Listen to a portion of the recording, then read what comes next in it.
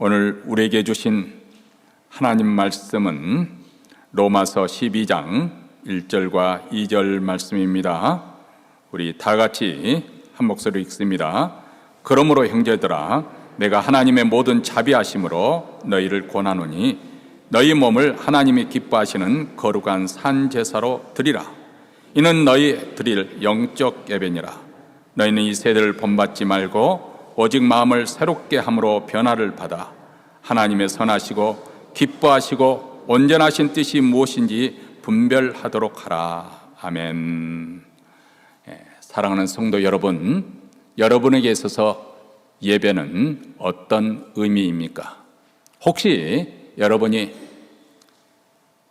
예배당에서 드리는 주일 예배만을 먼저 생각하게 된다면 오늘 메시지는 그런 분에게는 다소 조금 충격이 될 수도 있을 것 같습니다. 오늘 본문 로마서 12장 1절과 2절 말씀은 어쩌면 사도 바울이 로마 교회에 보낸 이 로마서 서신 내용 중에서도 어쩌면 핵심 부분에 해당되는 것이 아닐까 생각이 되어집니다.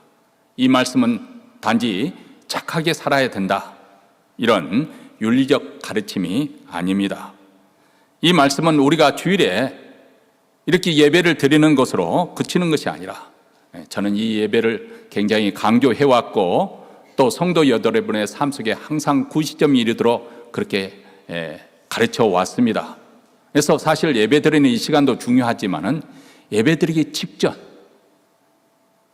정말 세상의 모든 생각들, 잡념들을 다 버리고 하나님께 집중시키는, 아마 이 시간에 여러분의 그 예배의 성공과 실패가 갈라지는 것이 아닌가, 그런 생각을 합니다. 예배 드리기 직전에 온전히 하나님을 바라보면서 하나님께 집중하는, 이건 영적 싸움이거든요. 그렇지 않습니까? 우리가 이 자리에 딱 하나에서 예배에 깊게 몰입할 수는 없죠. 집에 내가 가스불 끄고 왔나? 오늘 예배 후에 개모임 있는데 가서 오늘 무엇을 먹나? 누구하고 만나서 갈비 구워 먹어야지, 이런 생각을 하고 있으면 예배 준비가 되어 있는 것이 아닌 거죠. 그런데 이런 주일 예배를 중요하게 지금까지 가르쳐 왔지만은 이것으로 그치는 것이 아니라 우리의 삶 전부를 하나님께 드리는 예배로 초대하는 그런 말씀입니다.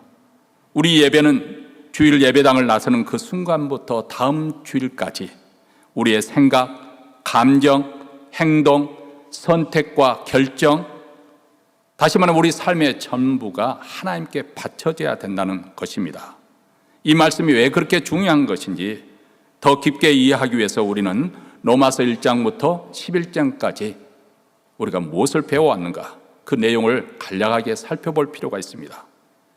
이 긴 여정은 마치 죄와 구원, 또 은혜와 우리의 반응, 이것을 치밀하게 얽힌 한편의 드라마도 같지요. 사도 바울은 먼저 우리 인생에 하나님 없이 사는 그런 죄인이라는 사실, 그리고 우리 힘 스스로는 구원에 이를 수 없다는 것을 적나라하게 말씀해 주지 않았습니까? 유대인들은 자기들이 자랑하는 율법으로 망하게 될 것이고, 우리는 율법 없이 사는 우리는 또 율법 없는 대로 망하게 될 것이다. 그런데 이 절망적인 그 순간에 하나님께서 개입하셨는데, 하나님의 아들 예수 그리스도를 통해서 우리에게 완전한 구원의 길을 새롭게 열어주셨다. 그것은 믿음으로 의롭다함을 받아 하나님 앞에 설 수 있는 그런 영광스러운 길을 우리에게 주셨다는 것입니다. 이렇게 사도 바울은 우리가 어떤 존재였고 또 하나님께서 우리를 위해서 무엇을 어떻게 행하셨는지 대해서 11장까지 세세하게 그것을 진술해 주고 있습니다. 그리고 이제 12장으로 넘어가서 그러므로, 이 단어에 주목해야 됩니다. 이 그러므로는 이 단어 속에 함축된 내용은 무엇인가? 그것은 1장부터 11장까지 가르쳐온 그 모든 내용, 이 진리를 너희들이 이제 깨달았고 믿었으니 이 하나의 삶의 전환점을 이루는 그런 말씀입니다. 사도 바울은 여기서 너희들은 이렇게 살아야 된다, 이렇게 강제적으로 명령하고 그러는 것이 아니라 오늘 말씀에 보면은 그러므로 형제들아, 내가 하나님의 모든 자비하심으로 너희를 권하노니, 이렇게 부드럽게 권면을 하고 있습니다. 하나님의 모든 자비하심, 너희들이 하나님의 한량없는 사랑을 맛보았거든, 그 은혜를 누렸거든, 그분의 용서하심을 받았거든, 이제는 달리 살아야 된다는 말씀입니다. 사실 우리가 하나님 앞에 나와서 오늘 이렇게 예배드리고 또 하나님 말씀에 순종하고자 하는 그 모든 그 동기가 무엇인가, 어디서부터 출발하는 것인가, 그것은 하나님의 우리를 향한 사랑과 자비 때문에 그렇습니다. 우리가 잘해서도 아니고 우리가 어떤 자격이 있어서 누리는 것도 아니라 그 말입니다. 우리는 죄인이었고 하나님을 알지 못한 무지 가운데 있었었는데 하나님께서 우리를 먼저 찾아오시고 예수 그리스도를 통해서 우리를 죄로부터 건져 주셨다고 말씀합니다.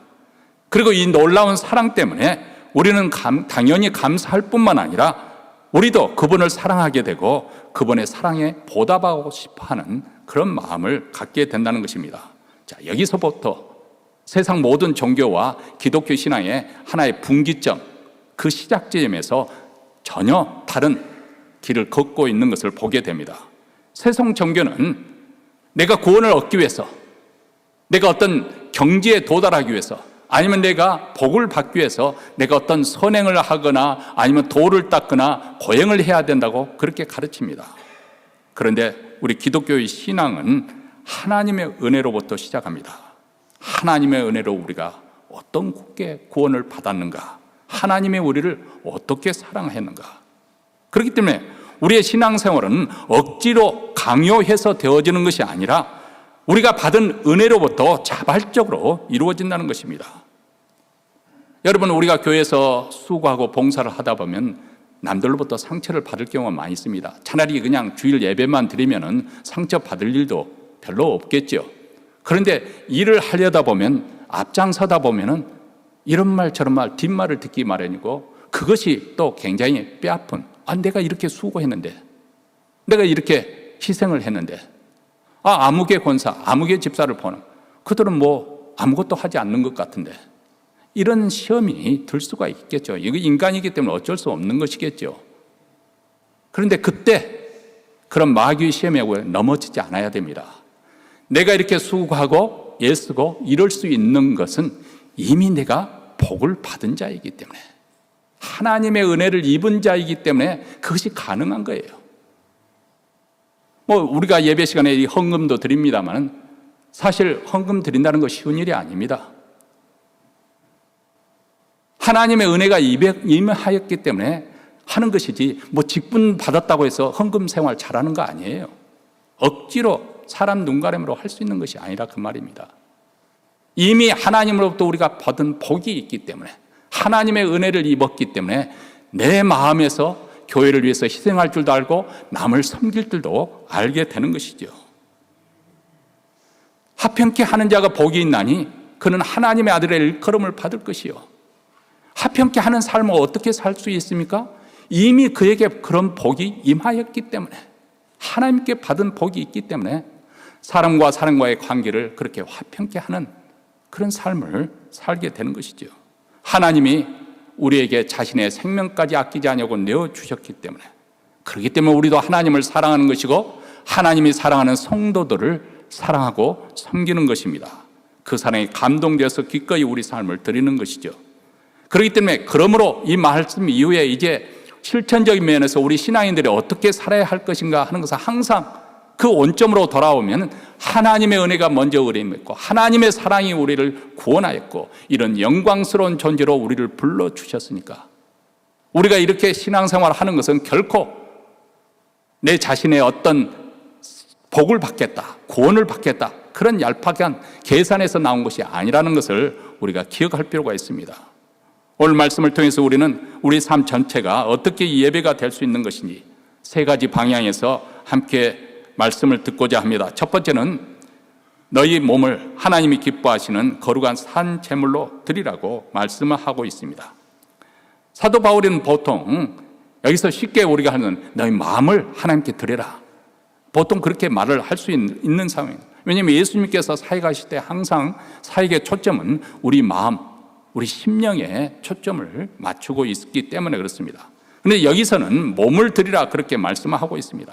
자, 이 말씀은, 복음은 헬라 철학과 아주 정반대. 헬라 철학의 그 이원론은 무엇을 가르치냐면 우리의 영은 선하고 고귀한 것이다.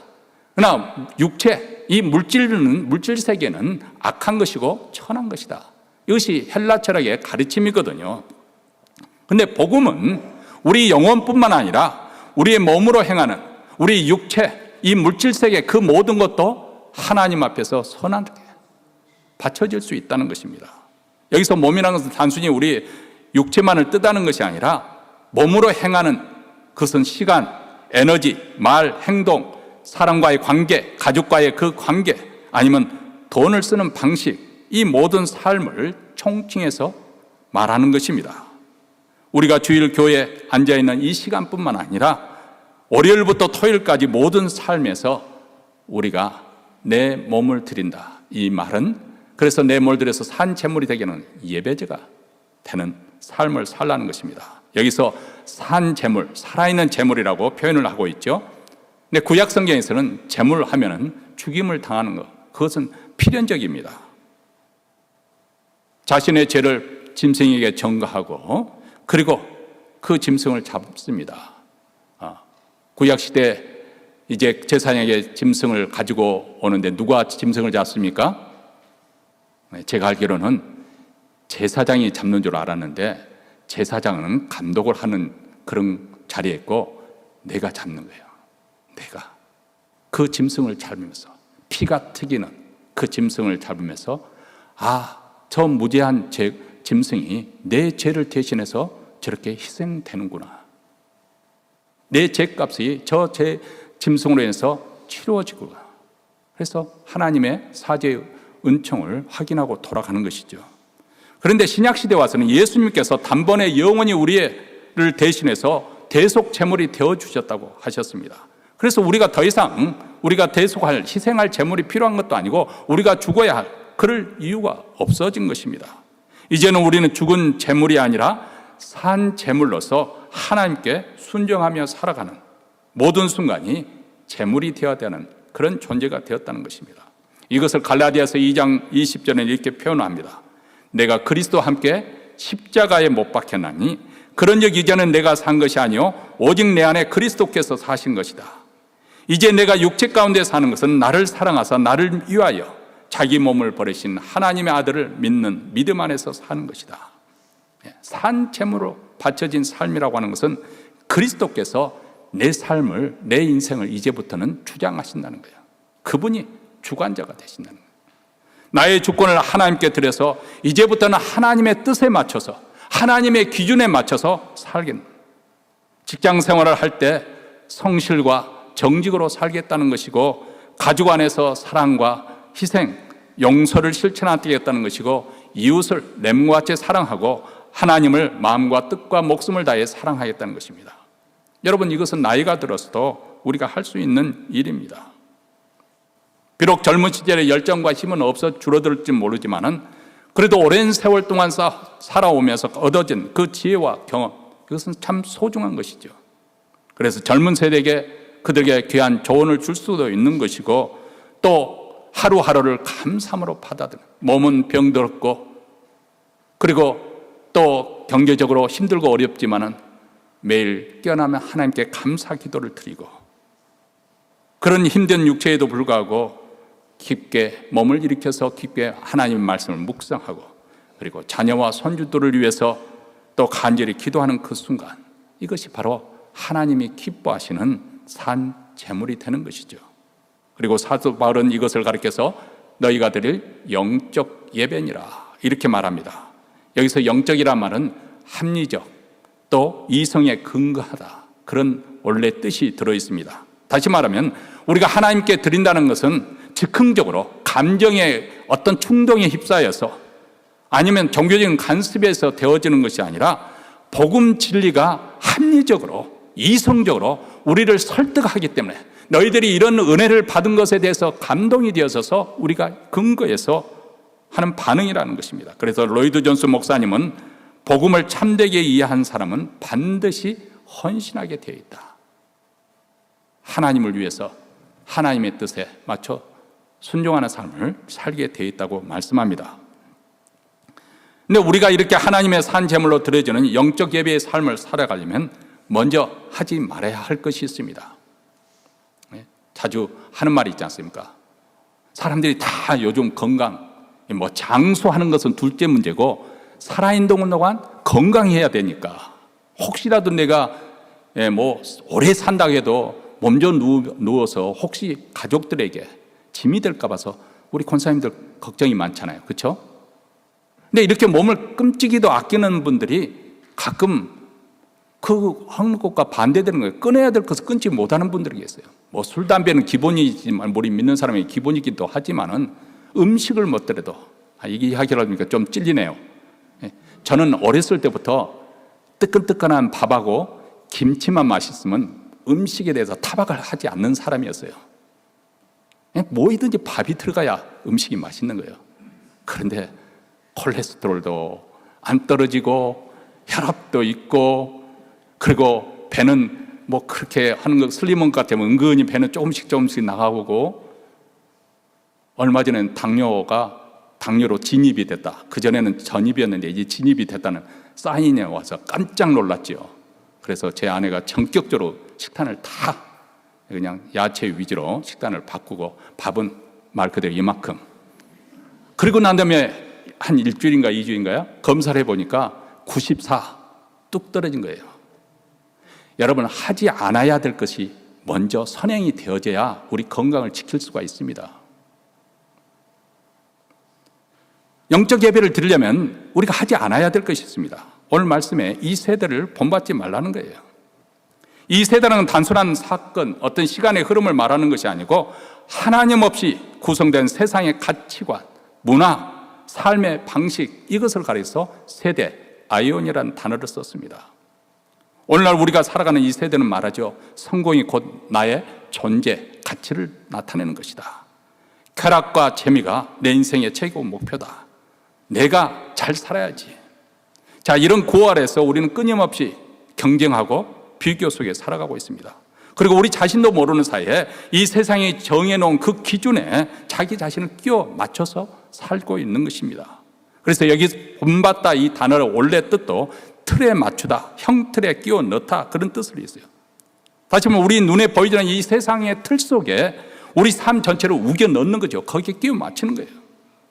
그 틀이라고 하는 것은 곧 우리가 무엇을 입어야 하고 어디에 살아야 하고 무엇을 가져야만은 성공한 인생이다, 인생을 즐기고 있다, 그것을 말해주는 그런 광고들, SN, 그런 끊임없는 메시지들을 말하는 것이죠. 근데 그 화려한 메시지들을 들여다보면 결국 무엇입니까? 자기 자랑이에요. 자기 자랑. 그리고 비교해서 그런 굴레에서 우리가 벗어나지 못하고 있는 거예요. 남들은 다 그렇게 살고 있는데 내가 그렇게 하자면 나만 빠지는, 뒤처질 것 같은 그런 두려움, 체면 때문에 우리는 그 억지로 그 흐름을 따라가고 있는 것이죠. 제가 한국 방송을 보다가 우연히 그 유튜브에서 뜬 것을 보니까 이 초등학생에서부터 의과대학 진학반이 있다는 거예요. 정말 대단하지 않습니까, 여러분? 그런 열심히 있어서 한국이 좋은 나라에서도 자원도 없는 나라에서 이렇게 잘 살게 되는 것도 있다고 생각이 되어지지만 그러나 해도 너무지 않습니까? 바로 어린 초등학생부터 의사가 되도록 그것을 벌써 과외를 시키는 거예요, 학원에서. 들어가는 것도 쉽지 않다는 거예요. 그런데 그에 비례해서 어떤 현상이 나타나면 미취학 학생들, 아직 학교에 가지 않은 어린아이들이 우울증으로 해서 항우울제를 복용하는 건수가 급속도로 늘어나고 있다는 거예요. 사회가 경쟁적이다 보니까 어린아이들이 스트레스를 받는 거죠. 우울증에 빠지는 거예요. 나만 빠질 수 없다는 이런 경쟁심이, 두려움, 체면 때문에 억지로 그 흐름에 따라가는 거예요. 이런 세상의 허위와 속임수를 보여주는 아주 재밌는 에피소드가 마크 트웨인이 쓴 소설 톰 소의 모임에서 나옵니다. 톰이라는 이 개구장이 소년이 이모 폴리 아주머니로부터 담장을 팬티칠하는 그 벌로 그렇게 명령을 받습니다. 주말 아침을 맞이해서 이제 친구들은 놀러 다니는데 그 넓은 담장을 다 팬티칠을 해야 되니까 얼마나 짜증이 납니까? 참 괴로울 지경이죠. 그런데 톰에게 기발한 아이디어가 생깁니다. 바로 친구들의 심리를 이용하는 거죠. 자기 보니까 벤 로저스가 건들건들면서 나타나니까 아주 시크한 표정으로 팬트칠을 열심히 하고 있는 거예요. 그러니까 벤이 너 붙잡혀서 일하고 있구나 하고 놀리니까 톰이 아니야, 이것은 보통 일이 아니야, 아주 중요한 정말 특별한 일이지 하고 허풍을 칩니다. 그러니까 톰이 그렇게 진지하게 말하니까 이 벤이 점점 호기심을 느끼면서 나도 한번 팬트칠을 해보면 안 될까? 아니야, 아무나 할 수 있는 것 아니야. 이건 아무나 할 수 있는 거 아니야. 그러니까 그 벤이란 소년이 자기 주머니에 있는 사과를 꺼내주면서 한 번만 하게 해달라고 사정을 하는 거예요. 다른 친구들도 찾아오니까 톰이 똑같은 방법으로 담장치라는 것이 마치 특권인 것처럼 포장을 합니다. 그러니까 친구들이 주머니에서 구슬을 베고 딱지도 빼내주고, 그리고 심지어는 죽은 쥐 또 끈조각 같은 거 자기 보물들을 톰에게 주는 거예요. 그래서 톰은 그늘 아래에 앉아서 지켜보고 친구들이 그 담장을 다 치러줬습니다. 여러분, 이 유쾌한 장면은 우리에게 중요한 사실 한 가지를 일깨워줍니다. 세상은 본질적으로 별로 가치 없는 것들, 그것을 가짜인 것을 진짜처럼 보이게 만든다는 거예요. 그리고 우리로 하여금 그 허상에 맞춰서 유혹하고 압박을 하죠. 네, 여러분, 겉에 아무리 팬트칠을 번지를 하겠다 해도 그 본질은 변하지 않습니다. 그래서 사도 바울이 오늘 말씀에서 이 세대를 본받지 말라, 세상의 형틀에 자기 자신을 억지로 끼워 맞추지 말고 바르게 살라. 왜냐하면 우리가 살고 있는, 우리가 추구하고 있는 하나님 나라의 가치는 훨씬 더 크고 아름답고 영원한 가치를 가지고 있기 때문에, 우리는 이 좋은 것을 알고 있기 때문에 이 세상의 가치는 언젠가는 다 사라지고 썩어지고 없어질 것이지만 하나님의 뜻은 영원할 것이기 때문에, 이라는 거대한 하나님 세상의 틀에 맞춰서 믿음으로 살았던 사람들이 다니엘서에 나오죠. 다니엘과 그 세 친구들, 다니엘 그 세 친구들은 바벨론의 그 이방제국, 거대한 그 강대국 한복판에서 자기 자신들을 더럽히지 않기로 결심을 합니다. 그리고 그들은 단순히 바벨론 문화를 거부하는 것에 그치는 것이 아니라 하나님 나라의 거룩성과 순결성을 더 삶의 가치로 삼고 자기 자신의 순결함을 지키죠. 이것이 바로 세상의 압력에 굴복하지 않고 거룩한 대안으로 살아가는 백성입니다. 하나님 나라의 시민답게 세상을 본받지 않고 세상을 바꾸는 존재로 살아가는 것이죠. 사랑하는 성도 여러분, 오늘 우리도 이 세대를 본받지 않기로 결심하시기 바랍니다. 세상의 귀춘을 쫓아서 우리는 살아가는 것이 아니라 하나님 말씀이 우리 삶의 기준이 됩니다. 그래서 믿음으로 고백하십시다. 나는 더 이상 이 세상 틀에 맞춰 끼워 맞추는 식으로 살지 않겠다. 나는 하나님 나라의 백성이다. 그 고백 위에 우리 주님께서 주시는 진정한 자유 그리고 평안을 누리는 우리 모두가 되시기를 주의 이름으로 축원합니다. 마지막 세 번째로는 사도 바울이 이렇게 이 세대를 본받지 말라 이 말씀을 한 다음에 긍정적인 방향 전환을 합니다. 오직 마음을 새롭게 함으로 너희가 변화를 받아야 될 것을, 마치 예벨러가 그 고체에서 나와서 나방이 돼서 훨훨 날아다니는 것처럼, 이것은 단지 겉모습이 포장 그것을 바뀌는 것이 아니라 존재 자체가 완전히 바뀌어지는 것. 우리의 생각과 가치관, 세상을 보는 그 관점이 완전히 뒤집어지는 거예요. 그전에는 세상의 관점에 따라서 사람들이 무엇을 좋아하는 건지 나도 좋아하게 되고 그것을 추종하며 살았는데, 이제는 하나님의 관점에서 보게 되는 거예요. 예전에는 정말 세상에 소위 잘 나가는 사람, 돈 많이 벌고 성공하고 숨소리 뻥뻥 치는, 큰 소리 치는 사람들을 부러워하고 나도 저렇게 되었으면 좋아했는데, 이제는 인생을 살고 보니까 내가 가장 부러운 사람이 어떤 사람이에요? 믿음이 좋은 사람들이에요. 거룩한 사람이에요. 하나님 말씀대로 순종하며 살아가는 사람들이 참으로 대단해 보이고 나도 저런 믿음의 사람처럼 살고 싶다. 가치관이 달라진 것이죠. 이런 변화는 마음의 새로움에서 오는 것이죠. 여기서 마음이라는 것은 우리의 사고방식, 가치, 판단, 세계관 전체를 의미합니다. 이 마음을 새롭게 함으로, 이것은 오직 성령의 능력으로 되어지는 것이고 또 말씀 안에서만 새로워질 수 있는 것이죠. 매일 말씀으로 우리의 의식구조, 사고체계를 우리가 갱신하지 않으면, 변화시키지 않으면 우리는 세상이 주는 그 가치관에서 벗어날 수가 없는 것이죠. 여러분, 예수님의 수자였던 베드로도 복음이 오직 유대인에게만 국한된다고 그렇게 생각을 했습니다. 구원은 이방 사람과 상관없이 오직 유대인들. 그러나 복음이 땅끝까지, 하나님께서 창세기 12장에 보면 아브라함을 부르시면서 너로 인하여 온 이 땅의 온 족속이 복을 얻으리라. 다시 말해 예수 그리스도의 이 복음 전파로 해서 이방 사람들인 우리께까지 복을 주시라는 하나님의 그 큰 그림을 베드로는 깨닫지 못했습니다.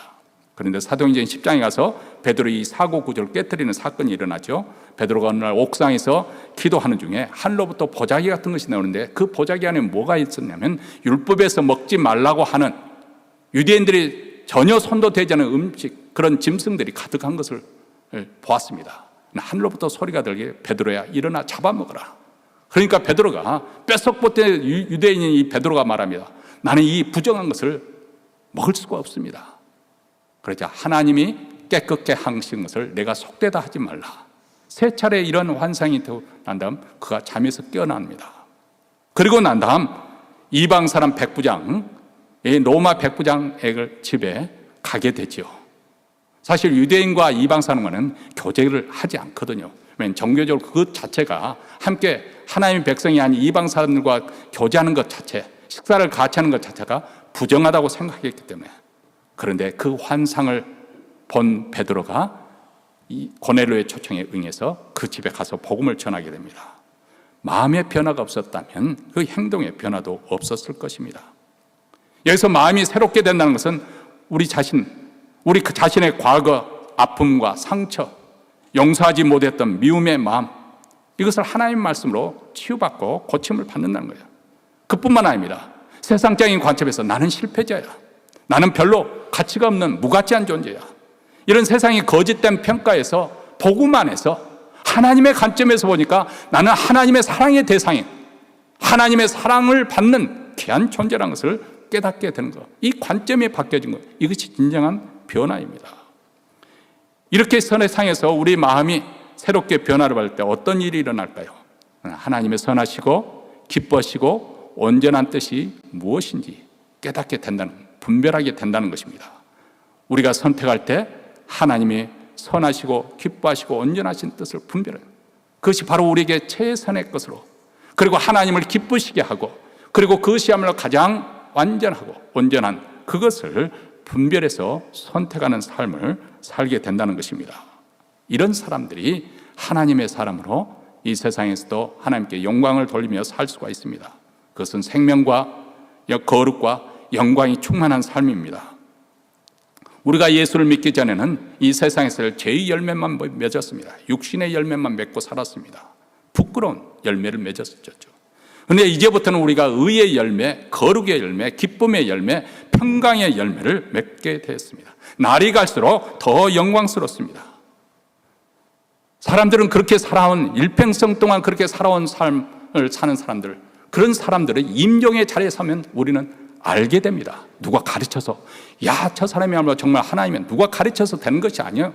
그 사람이 살아온 그 행적이, 그 하이라이트가 어디서 판명이 되어야 되냐면 임종의 자리에 서 있을 때, 이분이야말로 진정한 하나님의 사람이었습니다.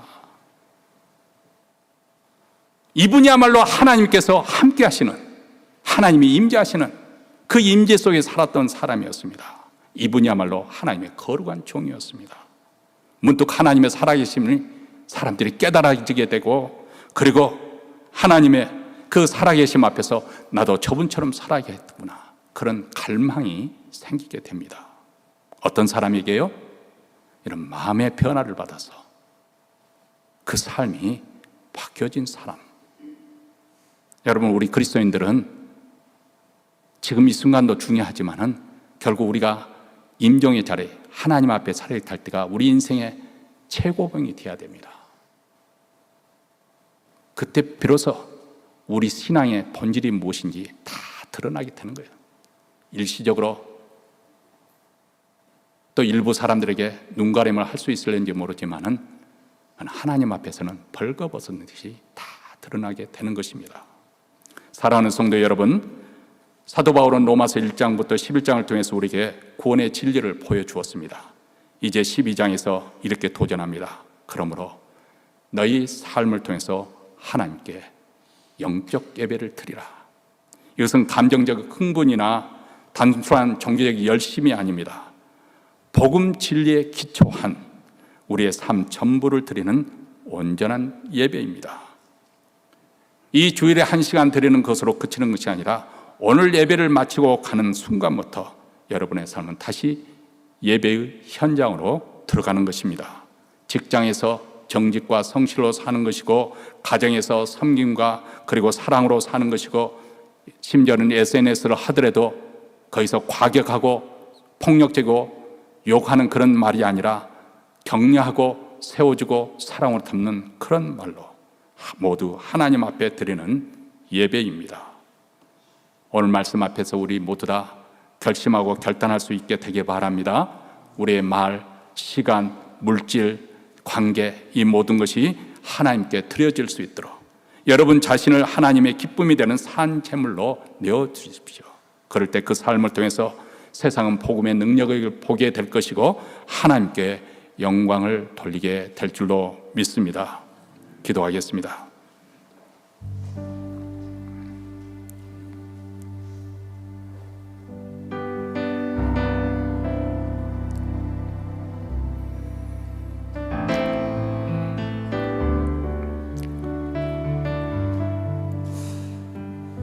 혹시 이 시간에 우리의 무력해진 신앙생활을 깨닫고 낙담하고 계신 분이 계신다면 먼저 우리가 받은 은혜를 헤아려 보라고 말씀드리고 싶습니다.